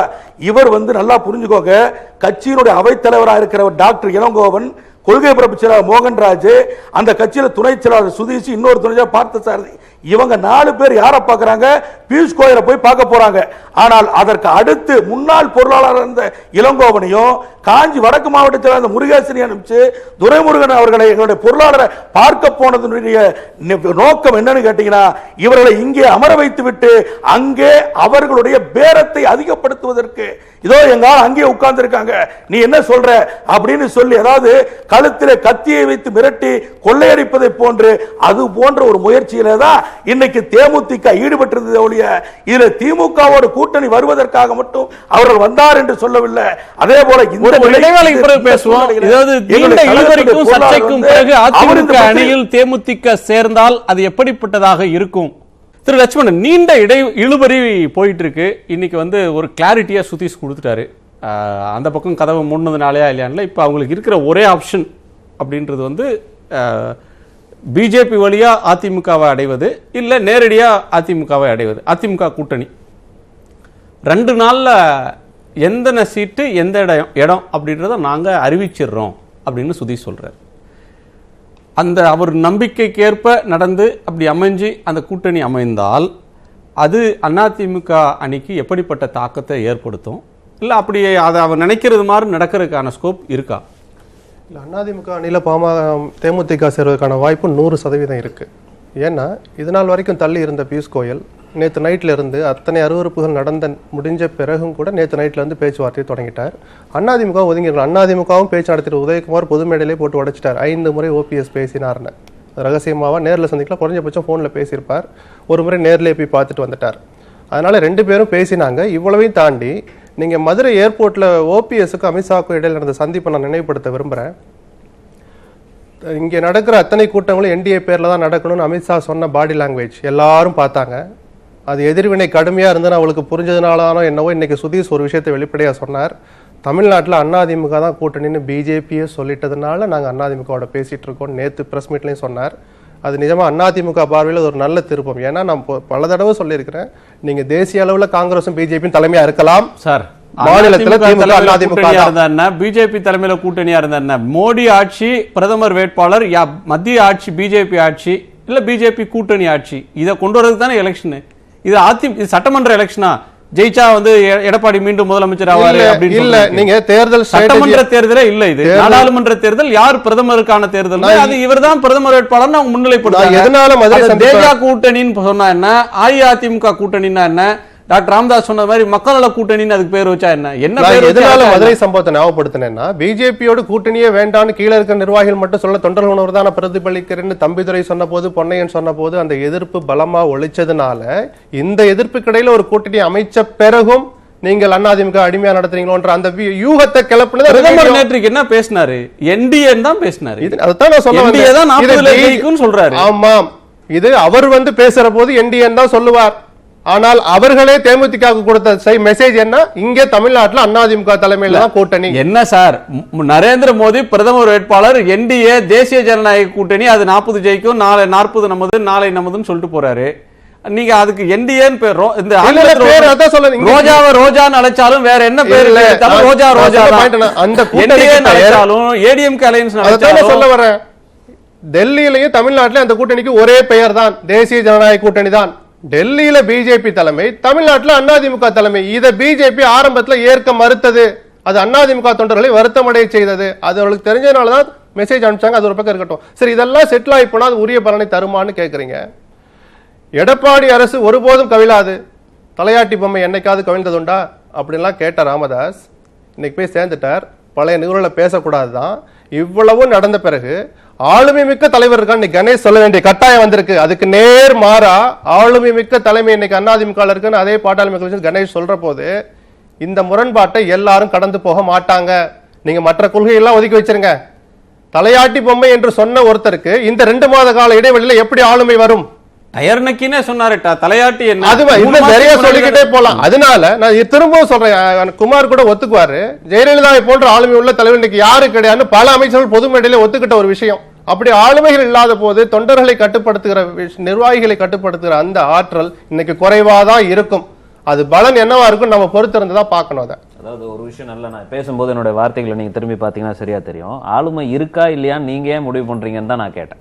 ஆளுமை மிக்க தலைவர் என்ற நான் ஆளுமையில உங்களுக்கே சந்தேகம் வந்துருச்சு? அப்படிலாம் ஒண்ணும் கிடையாது. அது மக்கள் எதிர்பார்க்க வேண்டியது, மக்கள் அதை பத்தி சிந்திக்க வேண்டியது, மக்கள் ஓட்டு போட வேண்டியது மக்கள். அதை நம்ம தேர்தலில் பார்க்க போறோம். அதையே நம்ம முன்னாடி பேசுறோம்ன்றதுதான் என்னுடைய கேள்வி. அது ஆளுமை மிக்க தலைவர்கள் மக்கள் முடிவு பண்றாங்க. கூட்டணி அமைக்கும் போது கூட்டணி கட்சி தலைவர்கள் முடிவு பண்றாங்க. ஆளுமை இருக்கிற கட்சியோட சேர்றோமா? நீங்க ஆரம்பத்திலேயே ஒண்ணு கேட்டீங்க, முதல் தடவை பேசும்போது இந்த மாதிரி திமுக ஒரு ஸ்டாண்ட் எடுத்து மோடிக்கு அகைன்ஸ்டான ஸ்டாண்ட் நாங்க எடுக்கிறோம்ன்றது. இதுதான் தேர்தல் கூட்டணி என்பது ஒரு தேர்தலுக்கும் அவங்களோட நிலைப்பாடு மாறும். இதே திமுக பிஜேபி கூட கூட்டணியே வைக்கலையா? பண்டாரங்களுடைய கட்சி பிஜேபின்னு சொல்லிட்டு பிஜேபி கூட கூட்டணி போன வரலாறு உண்டு. இதே விடுதலை சிறுத்தைகள் கட்சி காங்கிரஸை கடுமையாக எதிர்த்து விட்டு இன்னைக்கு காங்கிரஸ் கூட கூட்டணி இருக்கக்கூடிய சூழ்நிலை உண்டு. தேர்தல் நேரங்களில் தான் அது முடிவாகும். தேர்தல் நேரங்களில் தான் கூட்டணி முடிவாகும். அதுல கொள்கைகளோ நம்மளுடைய கருத்துக்களுக்கோ பெருசா மாறிட்டு தான் இருக்கும். இது நான் பொதுவா எல்லா அரசியல் கட்சிகளுக்கும் சொல்றேன். இது யாரும் விதிவிலக்கு கிடையாது. நீங்க சமரசத்தை செய்து கொண்டதுனால நான் சொல்றோம் இல்லையா, சமரசம் செய்து கொண்டோம். எல்லாருமே இப்படித்தான் இருக்காங்கன்னு சொல்றீங்களா? நீங்க இல்லன்னு சொல்றீங்களா? விடுதலை சிறுத்தைகள் கட்சியும் அல்லது கம்யூனிஸ்டுகளும் காங்கிரஸும் முஸ்லீம் லீக் உள்ளிட்ட கட்சியும் திமுகவோட ஒரு குறைந்தபட்சம் 2 ஆண்டு காலம் அவங்க சட்டமன்ற தேர்தல் முடிஞ்சதுல இருந்தே மக்கள் பிரச்சனைகளை முன்வச்சு ஒரு இயக்கம் நடத்துறாங்க. அதான் நீங்க தெளிவா குறைந்தபட்சம் 2 ஆண்டு காலம் அப்படின்றீங்க. தேர்தல் அறிவிக்கிற அன்னைக்கு சேர்ந்துக்கிட்டு அது வரல முதல் நாள் வரல விமர்சிச்சுட்டு நான் சொல்ற மாதிரி கூட்டணிகள் மாறுறது நான் பிரச்சனை இல்ல. சொல்ற நீங்க நல்ல அழகா விஷயம். சொன்னீங்க. எடுத்துக்கோங்க. இப்ப நாங்க வந்து மோடி வரவே கூடாதுன்றோம். மோடி வரணும்னு ஒரு கூட்டணி இருக்கு. நீங்க மோடி வரணும்னு ஒரு கூட்டணி கிட்ட பேசுறீங்க, வரக்கூடாதுன்னு ஒரு கூட்டணி கிட்ட பேசுறீங்க. அப்ப உங்க நிலைப்பாடு என்ன? நாங்க தான் இப்ப நாங்க மோடி இல்ல இன்னைக்கு வந்து மோடி வரணும்ன்ற கூட்டணியில இருக்கீங்க. ஆனா மோடி வரக்கூடாதுன்னு சொல்ற கூட்டணிக்கு முயற்சி பண்றீங்க. நாங்க எங்களுடைய இப்ப நீங்க நிலைப்பாடு வந்து மோடி வரக்கூடாது அப்படின்னு சொல்லிட்டு முன்னெடுக்கக்கூடிய திமுக போய் மோடி வரணும்ன்ற நிலைப்பாட்டுக்கு எடுக்கல. நீங்க தான் போறீங்க. நீங்க ஒண்ணு அதிமுக கூட போனீங்கன்னா மோடியை கொண்டு வருவேன்றீங்க, திமுக கூட வந்தா மோடி வேண்டான்றீங்க. இந்த நிலைப்பாடு நான் இன்னொன்னு சேர்த்து கேட்டுறேன். அதாவது இப்போ வந்து விஜயகாந்த் இப்ப பேசுறாரு, நாளைக்கு இன்னொரு வாரம் கழிச்சு பிரேமலதா எல்லாம் கூட்டணி முடிஞ்ச பிறகு பேசுவாங்க. இப்போ யார் நல்லவர், தமிழ்நாட்டுக்கு நல்லது செய்யறது எதுன்னா, திமுக அவங்க கேட்குற சீட்டை கொடுத்துருந்தாங்கன்னு வச்சுக்கோங்க, கேட்குறத கொடுத்து கூட்டணி அமைஞ்சிருந்ததுன்னா எடப்பாடி மோசமான ஆட்சியாளர், திமுக தான் எதிர்கால நம்பிக்கை நட்சத்திரம். திமுக கதவை சாத்திட்டாங்க, வேலை அங்கே ஆகலை அப்படின்ன உடனே திமுக மோசமான கட்சி, எடப்பாடி சிறந்த நிர்வாகி. இப்படி வந்து ஒரு அதே நாக்கு மாறி சுழலும் அப்படின்னா அதை மக்கள் எப்படி ஏற்றுப்பாங்க? அது ஏற்றுக்கக்கூடியது மக்கள் அவங்க பார்க்க போறாங்க. நான் சொல்ற விஷயம் ஒரு கேட்டதுக்கு நான் தெளிவாக உங்களுக்கு பதில் சொல்லிடுறேன். நாங்கள் வந்து எங்களுடைய பலத்தை நம்பி தான் நாங்கள் தேர்தலில் நிற்கிறோம். எங்களுடைய பலத்தையும் எங்களுடைய செயல்பாடுகளை நம்பி, எங்களுடைய செயல்பாடுகளை எப்படி மேம்படுத்தணுன்றதை நம்பி தான் நாங்கள் தேர்தலில் நிற்கிறோம். ஒரு தேர்தலுக்கும் எக்ஸ்பெரிமெண்டல் முறையில் புது புது அணுகுமுறைகளை கொண்டு வரதுல பாட்டாளி மக்கள் கட்சிக்கு இணையாக வேற எந்த கட்சியும் கிடையாது. ட்ரையல் அண்ட் எரர் மெத்தட்ல நாங்கள் தான் மாற்று அரசியலை முன்னெடுத்துக்கிட்டு வரோம். இன்னைக்கு மாற்று அரசியலா சொல்றேன், நான் அதை சொல்லிடுறேன் இல்லையா. இன்னைக்கு எங்களுடைய வலிமை தேவை, அதிகாரத்துல பாட்டாளி மக்கள் கட்சி தேவை, இருந்த இடத்துல நாங்க எங்களுடைய தமிழர்களுடைய உரிமைகளை மீட்டெடுக்க முடியும்ன்றதை நாங்க நம்புறோம். அதனுடைய வெளிப்பாடு தான் நேற்று மேடையில் மருத்துவர் ஐயா அவர்கள் தெளிவாக அத்தனை பேருக்கு மத்தியில் எங்களுடைய கோரிக்கைகளை நேராக வலியுறுத்தினார். நான் போன வாட்டி கூட சொல்லும்போது கூட 7 விடுதலையை வந்து நாங்க எப்படியே வென்றெடுக்கணும்னு நினைக்கிறோம். இன்னைக்கு எங்களுக்கு அதுக்கான அதிகாரம் இல்லை, இருந்தாலும் நாங்க வலியுறுத்துறோம். எங்களுக்கு அதிகாரம் வரும்போது நிர்பந்தம் செய்வோம். நாங்க இல்ல வலிமை இதுதான் சொல்றேன். எங்களுடைய நிலைப்பாடு நாங்க மாற்று அரசியலை முன்னெடுத்தோம், எங்களால வந்து பெருசாக வெற்றி பெற முடியல. பெரிய வார்த்தை. இப்ப நீங்க வச்சிருக்கிற அரசியல் வந்து மாற்று அரசியலா வேற அரசியலான்றது உங்க முடிவு. சூழ்நிலை இன்னைக்கு தேர்தல் நல்ல ஒரு தமிழ்நாட்டுடைய நலன்களை மீட்டெடுக்க முடியும். கட்சிக்கு வந்து பலம் முக்கியம், கட்சியினுடைய பலத்திலிருந்து பேசணும்னு சொல்றீங்க. கட்சிக்கு நல்லெண்ணமும் முக்கியம், நன்மதிப்பு முக்கியம், குட்வில். மக்கள் வந்து அன்புமணியை அது செயல்பாடுல நீங்க முதலமைச்சர் வேட்பாளராக டாக்டர் அன்புமணி ராமதாஸை முன்னிறுத்தின போது 3 மாசத்துக்கு முன்னாடி வரலையும் அவர் மீது மக்கள் உங்க கட்சியினுடைய நேரடி தொண்டர்களுக்கு அப்பால் இருக்கிற அபிமானிகள் அவங்க அவர் எப்படி பார்த்தாங்க? இந்த முடிவை அவங்கள நீங்க கன்வின்ஸ் பண்ண முடியுமா?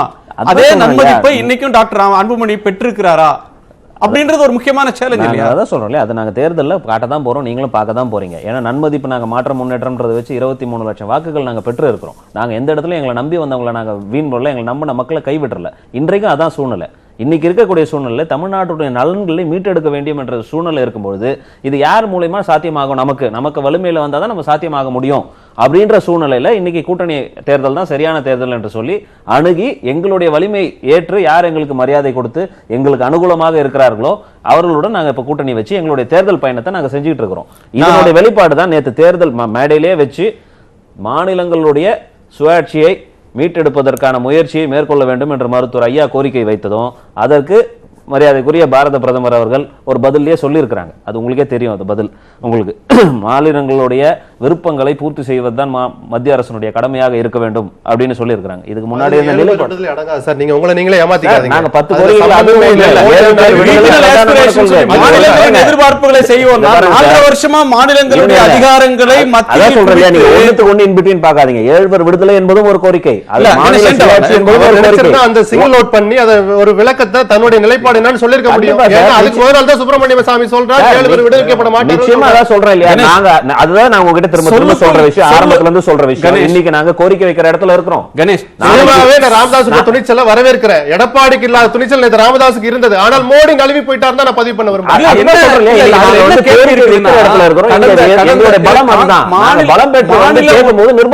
உரிமைகளை பறித்து மத்தியில் அதிகாரத்தை குவிக்கிறதுல காங்கிரஸுக்கும் பிஜேபிக்கும் பெரிய வித்தியாசம் இல்ல. யார் மத்திய ஆட்சியாளர் இருக்காங்களோ அவங்க மாநில உரிமைகளை பறித்து மத்தியில வந்து மேலும் மேலும் அதிகாரத்தை பெருக்கக்கூடிய ஒரு போக்கு இருந்துகிட்டு இருக்கு. இந்த 4.5 வருஷத்துக்கு முன்னாடி இப்ப இருக்கக்கூடிய பிரதமர் ஒரு மாநிலத்தின் முதலமைச்சராக இருந்து குஜராத்தோட உரிமைகளை பறிக்கிறாங்க அப்படின்னு சொல்லி பேசி வந்தவர் ஒரு வார்த்தையை சொன்னார், கோஆபரேட்டிவ் பெடரலிசம், கூட்டுறவு கூட்டாட்சி அப்படின்னு சொல்லி வந்தார். கூட்டுறவு கூட்டாட்சி 4.5 வருஷத்துல என்ன ஆயிருக்குன்னு நீங்க மக்கள்கிட்ட போய் சொல்லணும். 4.5 வருஷத்துல கூட்டுறவு கூட்டாட்சியை கடைபிடிச்சவர், மாநிலங்களுக்கே அதிகாரங்கள் எல்லாம் திரும்ப தந்தவர் பிரதமர் மோடி, அவரை திருப்பி கொண்டு வாங்கன்னு சொல்ற இடத்துல பாமக இருக்கா? அவர் அப்படி சொன்னாரு. நீங்க அவர் ரிப்போர்ட் நீங்க கோரிக்கை வைக்கிறது வேற ஒரு விஷயம். நல்லா what is the report card? அவருடைய you can't give a report card before examination. Ganesh அவருக்கு ரெண்டாவது எக்ஸாம். அதுதான் சொல்றேன் இல்லையா, நரேந்திர மோடிக்கு இது செகண்ட் எக்ஸாம், உங்களுக்கு தான் இது புது எக்ஸாம். அதுதான் நாங்க சொல்றோம். போன வாட்டி நரேந்திர மோடி அவர்கள் இருந்த சூழ்நிலையில அதிக பெரும்பான்மையோட வெற்றி பெற்று வந்தார்கள். அதே நேரத்துல நாங்க கோரிக்கை வச்சோம். ஆனா எங்களால கோரிக்கை வலியுறுத்த முடியல. காரணம் நாங்க ஒரு எம்பி தான் வச்சிருக்கோம். சொன்னா இந்த நாங்க ஒரு லேடியான்னு கேட்ட அந்த அலையை மீறி ஜெயித்த ஒரே எம்பி அன்புமணி தான். நான் பிஜேபில அவர் மத்திய அமைச்சர் ஆக்குனாரா? இதுதான் பிராந்திய உணர்வுகளை மதிக்கிறதா? நீங்க அத சொல்றேன் இல்லையா, அவங்களோட மாநில சட்டமன்றத்துல தீர்மானம் போட்டு 2 முறை அமைச்சா அது மாநில உணர்வை மதித்த அரசின் பேச்சா? அததான் நான் சொல்றேன். மசோதாவே எங்க இருக்குன்னு தெரியல. ஒரு மத்திய அமைச்சர் தான் சொல்றேன் சார். நீங்க சொல்ற விஷயத்தை தான் நான் சொல்றேன். எனக்கு என்னோட பதில் நீங்க அதான் எடுத்துக்கோங்க. எல்லா பதிலுமே அதுல தான் இருக்கு. வலிமை பெற்று வலியுறுத்துவோம். வலிமை வென்றெடுப்போம். சரி, சந்திரகுமார கேட்போம். நம்ம தேர்தல் நேரத்தில் எல்லாரும் வியூகத்தை மாத்துறதும், எல்லாரும் தங்களுக்கு எது கிடைக்குமோ பலித்தவரை பலன் அப்படின்னு ஒவ்வொருத்தரும் முயற்சி பண்றது சகஜம். இதுல தேமுதிக மட்டும் ஏன் அதிகமான விமர்சனத்துக்கு உள்ளாகுது? அதை மட்டும் ஏன் குறி வச்சு விமர்சிக்கிறீங்க? இல்ல சார், இதுல இல்ல இல்ல இல்ல தயவு செஞ்சு இதை நீங்க அரசியல் சகஜம்னு சொல்லி கடந்து போக வேண்டாம். ஏன்னு சொன்னா இது ஒரு கடைந்தெடுத்த அயோக்கியத்தனம். ஃபர்ஸ்ட் பாயிண்ட் நான் சொல்றேன். என்னன்னு கேட்டீங்கன்னா, இப்ப நண்பர் கணேஷ்குமார் சொன்னாரு, கடந்த 2011 இருந்து 8 வருஷ காலம் அதிமுக வைத்தாங்க. கடந்த 2014 இருந்து அன்புமணி ராமதாஸ் அவர்களுக்கு மந்திரி பதவி என்னைக்கு கொடுக்க மாட்டேன்னு சொன்னாங்கன்னா அன்னையிலிருந்து எதிர்த்தாங்க. ஆனா கடைசி இந்த ஒரு 15 நாள்ல போய் உடனே அணிமாறி போய் போட்டிடுறாரு. நான் கேட்கின்ற ஒரே ஒரு கேள்வி, தேமுதிக பத்தி பேசினா நான் சொல்றேன், நண்பர் கணேஷ்குமார்ட்ட கேட்கிறேன். கடந்த நாடாளுமன்ற தேர்தலில் டாக்டர் ராமதாஸ் அவர்கள் போட்டியிட்ட அந்த தொகுதியை தவிர தேமுதிக போட்டியிட்ட தொகுதி எதற்காவது ஏதாவது ஒரு தொகுதியில் பிரச்சாரம் செய்தாரா? ஆனா கேப்டன் இவங்க எல்லா தொகுதிக்கு போனார். ஆனா அது அப்பொழுதே அந்த கருத்து வேறுபாடுன்றது அப்படியே அவர்களுக்குள்ளே அப்படியே நின்று போயிடுச்சு. அந்த கருத்து வேறுபாடு களையவே முடியாது எந்த காலத்திலையும். அதே மாதிரி கேப்டன் பேசும்பொழுது நானும் டாக்டர் ராமதாஸ் அவர்களும் இரட்டை கவல் துப்பாக்கிகளாக தாங்கள் செயல்படுவாரு. இவர் மட்டும் தான் சொன்னாரே ஒழிய டாக்டர் ராமதாஸ் வாயிலிருந்து ஒரு வார்த்தை கூட வரல. நான் கேட்கிற இறுதியான அவர் கணேஷ்குமார்ட்ட கேட்கிறேன், உங்களுக்குள்ளே பல்வேறு கருத்து வேறுபாடுகள், அதாவது தேமுதிகவுக்கும் பாமகவுக்கும், அதாவது இன்னும் குறிப்பா அந்த தொண்டர்களுக்குள்ளே இருக்கிற கருத்து வேறுபாடு ஒரு பக்கம் இருக்கட்டும். நான் ஒரு அவமானகரமான ஒரு நிகழ்வை ஒன்று சொல்றேன் உங்களுக்கு. அன்புமணி அவர்கள் தன்னுடைய மகளுடைய திருமணத்திற்கு பத்திரிகை வைப்பதற்காக சுதீஷ் அவரிடத்தில் பேசி தேமுதிக கட்சி அலுவலகத்துக்கு வர்றார். மேலே கேப்டன் மேலே இருக்கிறார். அப்படி இருக்கின்ற பொழுது இதெல்லாம் நடந்த நிகழ்வு அவங்களுக்கு தெரியும். டாக்டர் அன்புமணி அவர்களுக்கே தெரியும். உள்ளே வந்த பிறகு கிட்டத்தட்ட ஒரு 15 பேர் பத்திரிகையை அழைப்பதில் எடுத்துக்கொண்டு உள்ளே வந்த பிறகு கேப்டனை சந்திக்க முடியாது, நீங்கள் என்னிடத்தில் பத்திரிகையை கொடுத்து விட்டு செல்லுங்கள் என்று சொல்லி சுதீஷ் அவர்கள் அந்த பத்திரிகையை அழைப்பதில் வாங்கிட்டு திருப்பி உங்களை அனுப்பிய பொழுது அன்றைக்கு மிக மிக அதாவது கடுமையான கோபத்தோடு அவர்கள் திரும்பி அன்புமணி அவர்கள் சொல்லிவிட்டு போனார், மிஸ்டர் சுதீஷ் என்னை இவ்வளவுதான் அவமானப்படுத்த முடியுமா உங்களால் அப்படின்னு சொல்லிட்டு வெளியே போனார். நிச்சயமாக சொல்கிறேன், இது பாமக தொண்டர்கள் வரைக்கும் இது எல்லாருக்கும் தெரியும். அதனால நீங்க இந்த நேரத்துல ரொம்ப பர்சனலான விஷயங்களுக்குள்ள போக வேண்டாம். அதெல்லாம் ஒண்ணும் பிரச்சனை இல்ல. எல்லாம் ஒண்ணுகால இருந்து சொல்லிருந்தாருன்னா எனக்கு ரொம்ப மகிழ்ச்சியா. பர்சனலான விஷயங்களை எங்களுக்கு தெரியாது, எங்களுக்கு தெரியாது. இந்த சூழ்நிலையில அவர் சொல்ல வேண்டிய அரசியல் என்பது அரசியல் என்பது அவர் தான் தெளிவுபடுத்தணும். இது அவர் தேமுதிகல இருந்து அவர் சொல்லியிருந்தாருன்னா மகிழ்ச்சி. நான் என்ன சொல்றேன், போன தேர்தலில் ஐயாவுடைய உடல்நிலை சூழ்நிலை காரணமாக அவர் என்ன முடிவெடுத்தார் அதை அவர் வெளிப்படையாகவும் சொன்னார் அவர். ஆனா அன்புமணி ராமதாஸ் அவர்கள் அனைத்து தேமுதிக தொகுதியிலையும் பிரச்சாரம் பண்ணார். கிருஷ்ணகிரியில் இருந்து போன தேர்தலில் கிருஷ்ணகிரியில நரேந்திர மோடி பிரதமர் வேட்பாளராக பிரச்சாரம் செய்ய வந்த போது அதில் பங்கேற்பார் என்று ஜி.கே. மணி அவர்களுக்கு ஆதரவாக பங்கேற்பார்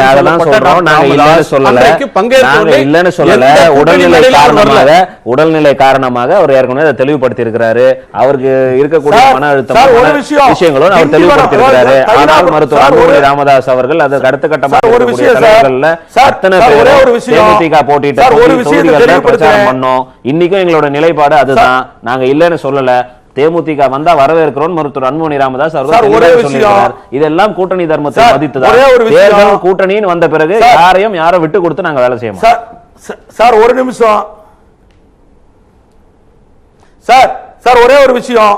திண்டிவனம் அதாவது டாக்டர் ஐயா இருக்கிற இடம் திண்டிவனம் தைலாபுரம், அவருடைய சொந்த தொகுதி இருக்கிறது அந்த விழுப்புரம் மாவட்டத்துக்குள்ள விழுப்புரம் தொகுதிக்குள்ள வருது. ஆனால் அங்கே இருந்து கொண்டு அந்த தொகுதியிலே கூட அவர் அந்த தொகுதிக்கு பிரச்சாரம் செய்ய வர மறுத்திருக்கிறாருங்கிறத அதுக்கு என்ன இன்னைக்கு அவர் பதில் சொல்ல போறாரு? தேமுதிக தான் இன்னைக்கு நின்னுச்சு, ஏன் இப்ப அன்னைக்கு வந்து வரல? 2019 பேசுறோம், 14 நம்ம முடங்க வேண்டாம். அவருடைய சொந்த இடத்துல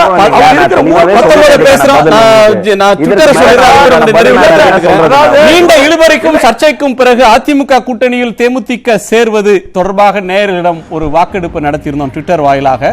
இந்த பிரச்சனைகள் எல்லாம் பேசி தீர்க்கப்படும் என்று 3% நேயர்களும், இது வெற்றியை உறுதி செய்யும், அதிமுக கூட்டணியில் தேமுதிக சேர்வது வெற்றியை உறுதி செய்யும் என்று 8% நேயர்களும், கசப்பு மேலோங்கும் என 35% நேயர்களும், அதிமுக கூட்டணியில் தேமுதிக சேர்வது எதிரடிக்கு சாதகம் என 54% நேயர்களும் கருத்து தெரிவித்திருக்கிறார்கள். அந்த நேயர்களுக்கு நன்றி. ஆவடிக்குமார் நிறைவு கருத்து. அதாவது இது முழுக்க முழுக்க தேர்தல் நேரத்தில் திமுக செய்த அரசியல், இதை தவிர வேற இதுல ஒன்றும் பெருசா, அதாவது அதுக்கு இவங்க போய் அவர் வீட்டுல பார்க்க போறாங்க, அது எப்படி சார் அவங்க செஞ்சு சொல்ல விடுங்க. அதுக்கு தேமுதிகவினுடைய பலகீனம், அவங்களுடைய மார்க்கெட்டிங் நிலவரம் அது காரணமா இருந்திருக்கலாம். மார்க்கெட்டிங் நிலவரம்னா என்ன சார்? கொஞ்சம் அவங்க கூடுதலா தரேன்னாங்க, நாங்க குறைச்சலா தரேன்னு இருப்போம். அவங்க சரி, அவங்க கடைசி நேரத்தில் அவங்க கூடுதல் சீட்டு தான் சீட்டை பத்தி தானே பேசிட்டு இருக்கோம். கூட்டணின்னா சீட்டு தான் பேச்சு தானே.